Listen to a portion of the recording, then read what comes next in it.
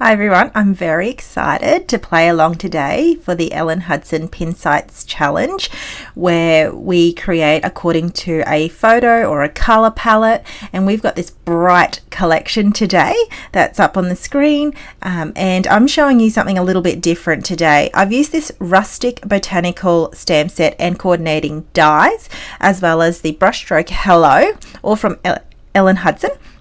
Now, usually when you stamp, you use the stamp that you're meant to use. But in this case, I've used the reverse part as well as the actual image part.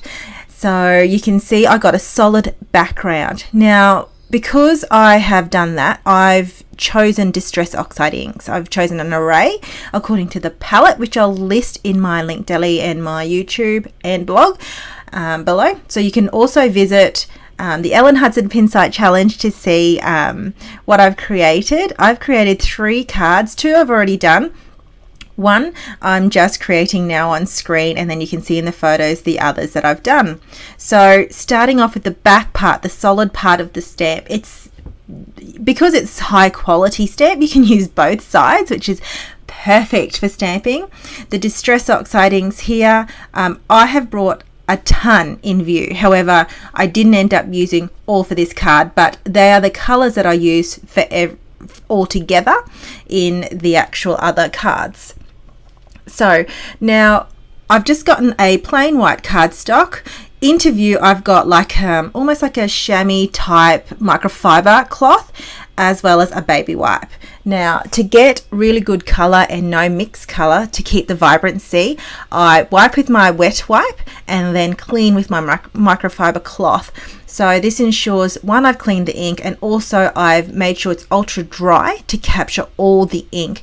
And if I haven't dried it properly, you can see in the stamp, in the stamped image, and I just stamp it over again.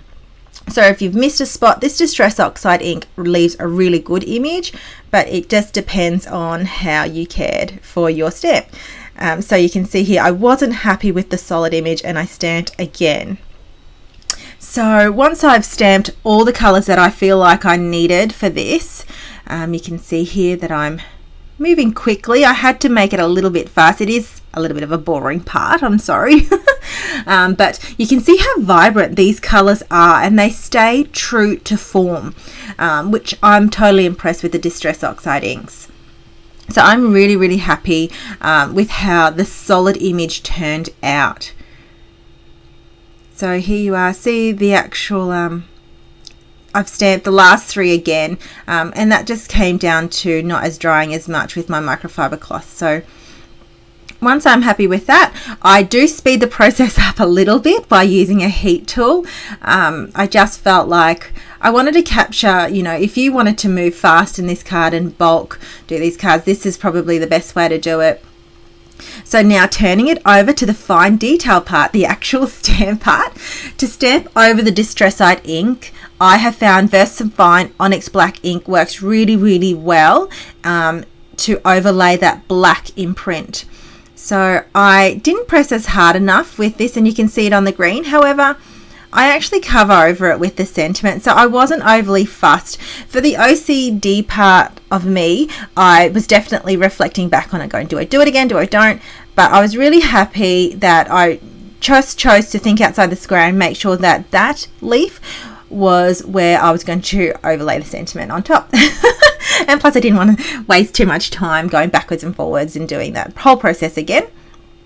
So you can see here I'm fiddling with the actual the layout of the card. Now I've just used a side folding black cardstock, and I've already mounted with just tape white inserts on both the inside and the top component, and I die cut now this Brushstroke Hello 4 times.